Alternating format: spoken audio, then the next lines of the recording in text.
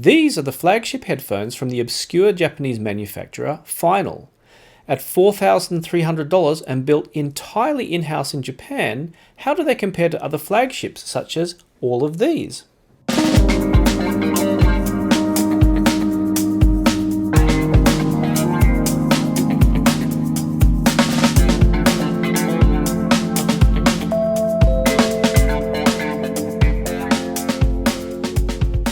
Final is a very curious company, and I've been following them since 2011 when I first went to one of the Tokyo Fujiavic headphone festivals. Now, they were started by an interesting guy called Kanemori Takai, and he had some very, well, we'll just say interesting ideas about sonics and design, and they made some, I think most memorably made some very interesting metal IMs with very, very interesting tuning. They're the kind of thing that some people got them and some people just said no. And I think that passed into a lot of his headphone designs as well, but he came up with some interesting ideas. You had full-sized headphones with IEM tweeters in them to give the high-frequency sounds and some other curious things. But things like the high-end sonorous designs, I didn't find to be that particularly good. Their founder passed away a few years ago, and the company was taken over by his wife. And under her leadership, the D8000 was produced. That is a pair of planar headphones made entirely in Japan. And I went to the launch for them and saw all the equipment that makes them and tried them out and thought, these sound pretty good. It'd be interesting to see how they compare, since they were about around the $3,000 mark. That's was getting in quite pricey, and they're up against a lot of also very good headphones.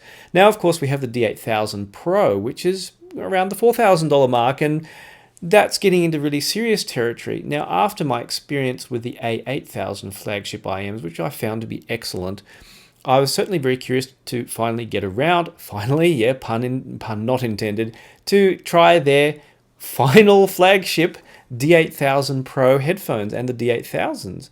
And well, I started with the D8000 Pro, and I wondered quite what to expect, and I didn't actually know the difference between the D8000 and D8000 Pro.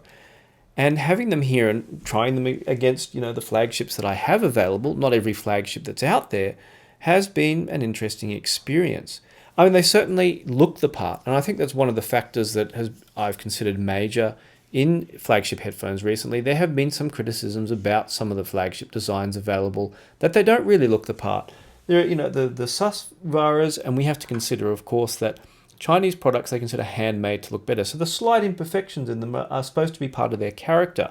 But Western thinking has that machine design perfection is more important. So that combined with the kind of artistic presentation of the Empyreans, these look the part, they feel the part, they sound the part. Before that, we had the Utopias, which pretty much, look and feel the part. They're excellently made with a bit of carbon fiber in there, but they still are part Focal, partnered with another company, did make these. Whereas the Empyreans, the derivers, and the are made by a separate company, but the design is entirely in-house. And of course, so the Susvaras are entirely in-house. But in terms of looking the part and feeling the part, they do have some unique design. I mean, the headband, of course, is conventional. You've got a lot of aluminium. And, I mean, the rest of the design is fairly unique. I mean, down to the cable, certainly looks the part for a high-end cable. It has locking jacks in there. So you push them in and then turn them, and they lock in place. So that gives a sense, and they're completely custom. So that gives a sense of uniqueness down to the other end, which also, it looks like it's entirely unique with even the cable entry just perfectly designed to fit the what appears to be a completely unique cable. So in that, at least for that aspect of the design, they certainly look and feel like flagship high-end headphones. In terms of comfort, that's where things get a little bit more, well, they're heavy. I measured over 500 grams. I have my notes down here that say 528 grams when I put them on a scale. And the cable is another 118 grams on top of that. Now, how much you feel the cable weight depends on how you have them plugged in and how much is sitting on the desk. And for me, that's quite a fair bit. But they're certainly in the heavy territory. I measured the other headphones I have here, and I have the Susvaras at 418 grams on my notepad, the Empyreans at 444, and the Utopias at 497. So it's kind of hard to think the Utopias are kind of almost as heavy, but they don't feel as heavy on your head. And Empyreans especially don't. And I think some of that, the weight is distributed here through a conventional head pad, where as a kind of moldable head pad that you get on something like the Empyreans and Stacks and the Susvaras tends to be a bit more comfortable. The other thing is the ear pads are, of course, round, and this round shape combined with a kind of heavy design isn't the most comfortable. I mean, putting them on my head, I do get the clamp is quite reasonably strong, and I think after a long day when I feel like I've got a bit of a headache, these are not as comfortable by far as the other headphones I have here. They do feel like they're kind of pressing on the side of your head, and if I have a headache, it does make it worse. They don't isolate really much at all. I mean, they probably, even though they look like they might isolate, as I'm talking here, my voice is not damped much at all. I can still hear myself very clearly. So they definitely can't be considered closed-back headphones. And well, I haven't had any issues with seal, although they probably, with maybe a lot of people, may not seal well. There's a bit of a gap here behind my ears when I have them resting on my head as such. So ergonomics wise, they're not anywhere near as good as some of the other headphones I have here, probably Dan Clark Audio and Meze being probably the best examples, and there's probably being less on, fair way down the scale in terms of comfort. But sound, which is what you all really watch my videos for, is where things were different. Now, normally I'd start talking about tone, but what delayed my making a video about these was thinking about the tone, because it seemed that every time I listened with them, it was different. And it's not so much that the headphones were different, but my experience was different. And after reviewing the MySphere headphones, which are oriented with a sound that to emulate speakers, although they're from our normal headphone listening perspective, that would be kind of more upper mid forward than we prefer. If I consider what I think is listening neutral in headphones, would be probably in terms of speaker terms a little bit V-shaped, but speakers on the other hand, if in terms of headphone listening, tend to be a little bit mid forward or upper mid forward. And the classic example of the old AKG K701 headphones and now the 7XX, which do have that upper mid peak and kind of less bass than we're usually used to. If you look at other headphones we have here, you have the Utopias, which are a bit upper mid forward, so they're kind of halfway in between what we kind of a speaker sound and maybe headphone sound. And that upper mid forwardness and their overall tone makes them a little bit kind of narrow sounding, but they do have an excellent sense of depth and an excellent level of detail from the Beryllium drivers. With the Empyreans as well, which go for what I would call a consumer tuning, which is tilted towards the warm spectrum. I prefer them, of course. I run them with an aftermarket cable because I just don't find that the stock cable brings out the best of them, and I prefer them to sound just a fraction brighter. So I think people tend to find these a fraction too bright. Maybe it's upper mid bright rather than treble bright, and these are fraction too dark with maybe just not quite enough treble. And it was I should have shot the video, but I was going to do a video about whether I was going to give up the Utopias for the Empyreans, and I kind of shifted between them. Some days I really like the Empyreans, and it gives everything a warm tilt and makes everything entertaining. But sometimes, especially listening to jazz or anything where the focus is around the vocals or the instruments, then the Utopias gave me a more preferential listen. And then sometimes, you shift between them, and I'm don't always prefer one over the other. And it was a tough one, and I spent a lot of time thinking about it. And then we have, of course, out of the left field, we have things like the RAL and the MySphere, which give a different presentation altogether, although it's very, in case of the MySphere, very upper mid focused, even much more so than Utopias. Now, after listening to something like the MySphere, these sounded kind of dull. And then after listening to something like the Empyreans, they sound rather bright. So what are they? What they are, though, is extremely detailed. Everything sounds very wide, much wider than the headphones I have here. Wider than the Utopias, which is probably not a surprise if you ever listened with the Utopias. Wider than the Empyreans, which are probably a little bit wider sounding generally than the Utopias, and wider than the Susvaras, and the Susvaras tend to be very amp dependent. And what I plugged these into probably made a fair amount of difference, but the chameleon factor was interesting. If I'd listened to one piece of music, that music would sound narrow, and a different piece of music would sound wide.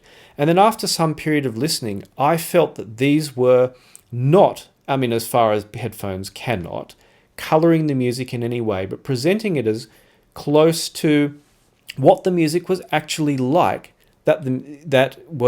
I've heard in headphones. So if I was listening to, say, we'll just give an example I've given before is Spongle, and with very good headphones, like the flagships I have here, you can hear with the noise floor rise when a sample starts, like when there's part in the middle of the music, some sample cuts in, and when that sample cuts out, you can hear the noise floor drop because that sample had a higher noise floor. That kind of level of detail definitely in here with these. But if you had some recording that was, say, the singer was singing inside a studio and then other stuff was mixed in, you could hear exactly how it was mixed in. Or if there was a bunch of musicians in a studio, you could hear the dynamics of the space. And you can hear that to some degree with these, but it was much more apparent the form of the music, how it was assembled or mixed or mastered, was very, very clear with these. And I went back through some of my old tracks, such as a good old number 82 playlist. And it's a cliche which I kind of hate, but I was hearing more detail than I was hearing with these other headphones. Now, if I describe some pair of headphones as sounding a bit more one note, whereas, the nuances of a note are lost, saying that about any of these is kind of ridiculous because they're extremely detailed headphones. But these sounded, the nuances of the music came through more with the D8000 Pro on my system. And that system, Hugo 2 or Shure Audio Yggdrasil and ALO Audio Studio 6 or the Audio GD Master 9, in that kind of setup, and also THX AAA 789 to some degree, which was a different kind of interesting presentation. These I felt that I was hearing more. And I was kind of worried, it's like, wait a sec, I've got to go back and check that this isn't kind of something about maybe the frequency response or some other aspect. It wasn't, because these aren't so upper mid forward. They do sound a little bit dark around the upper mids, especially again after listening to, say, the Utopias, and very especially after listening with the MySphere. But I was hearing those nuances. Those nuances were coming through, and I felt that I was basically hearing more clearly. And I really want to get these back in, and the Stax SR009 and T8000 system in, because it was that kind of difference between these and the Utopias that I felt that I'd heard with the Stax, that I was hearing with the D8000 Pro. So, and the Stax system was like, oh, gee, I wish I could really own this kind of thing. And I'm looking at these and thinking, apart from the fact that they're uncomfortable to wear, much more uncomfortable to wear than these, I feel like the experience I'm having with these is just better. I'm just really a delicious experience with the music, where I can hear even things like Sophie Tucker. I mean, that's a heck of a dance track. And I felt like I was getting more of the nuance from that. Now, this goes beyond just like, oh, the bass is this, or the treble is this, or the mid, or the treble is that. It's more than just that. The quality of those things is just outstanding. The level of outstanding, you don't even think about, oh, the bass is this, or the mids are this, or the treble is that. It's just another level where the headphones, apart from their weight and discomfort, seem to disappear and I hear the music. And I don't expect that's possible with headphones. That's something I would use to describe maybe equipment, not headphones. But that was the sensation I was getting. And it took me a while to realize maybe they're a little bit darker in the upper mids than maybe is pure monitor. But I really would like to have someone like a mixing or mastering engineer try them and give their feedback, because these just seem to give a window to the music. Maybe not quite as deep as the Utopias, but they have the width that I wish that high-end headphones have. Because sometimes the highest end stuff seems to be a little bit narrow sounding, like I've heard some electrostats sound a little bit kind of narrow and closed in. But these don't have that sensation of being narrow and closed in. Everything sounds wide and spread out. But unless the music wasn't wide and spread out, then it sounds like, if the music is kind of image is hit like this, it sounds like this. If it's like this, it sounds like this. It doesn't seem to editorialize how the music should sound. The Empyreans do. They make everything sound warm and fun. I like that. That's good. The Utopias, well, I think they're a little bit more focused towards, again, your typical acoustic music. They have that balance. I wish they had a little bit more bass. I often swap the earpads with clear earpads because they that makes that kind of balances up the kind of upper mid forwardness a little bit. This is probably a little bit more like having cloth ear pads on some headphones which do have kind of leather or leatherette ear pads, because you don't have the option of leather or leatherette to change the balance of the sound. So there is a bit of that kind of muted, slightly muted treble. And I think that may come from the ear pads, like it does if you do swap the ear pads on these, or the Empyreans, which does kind of soften things very slightly. So in the end, these are a puzzling pair of headphones, and I'm kind of scared when I'm saying these, I think, bring out more detail than these other flagships. It's sort of like, that was not what I was expecting. I was kind of cautiously expecting them to be, well, excellent, but what kind of excellent? But these seem to, the D8000 Pros for me sit between the Utopias and the Empyreans. They sit in this perfect middle ground where instead of having to go, am I going to listen with these or these today? Do I want warm and fun, or do I want kind of more upper mid? Do I want more intensity in the mid range? These seem to deliver what I want without needing to color things in one way or the other. Now, they don't have quite as much bass as I might like, so there is a sense of monitor neutral. But I do feel like in my listening, I would sacrifice that kind of extra warmth there, that slightly subwooferish warmth there, for the better detail and honest delivery of these. And it doesn't bring that detail and honest delivery and make it sound harsh and unpleasant. And that's the upper mids not being so forward, or maybe the slightly softened sound you get with cloth ear pads. But every time, and again, apart from the weight and the slight discomfort of not being as comfortable as these headphones, they deliver what I want out of the music. If you're looking for more detail than you get out of these, I think these deliver it. They do on my system. I don't know how they will on your system. If you go out and spend, the $4,000 for a pair of these, and please don't rip my head off if you don't get the same result, because my caution is that someone is going to go out and buy a pair on my recommendation. And I would say at that kind of price, audition a pair if you can, borrow a pair, and see if they do suit you. Because my hearing may be slightly different to yours, and how the sound comes through on your system will be different. And one example of that was the THX AAA 789. That sounded really bright and sharp. They sound really bright and sharp out of this, whereas they sound more muted and soft out of this. And then probably a touch more lively with the tube complement I have in here, which is a Russian Mel's, which I call a poor man's Tall Boy 6SN7, and Sylvania tube. So it's tuned a little bit towards more precision and accuracy and less kind of tubey softness. In the end, fantastic. And they'll drive out of portable gear, though I'd recommend at least a Hugo 2 for these if you're going to spend that much money. They don't have the driving issues of the Susvaras, for example, which are very amp dependent.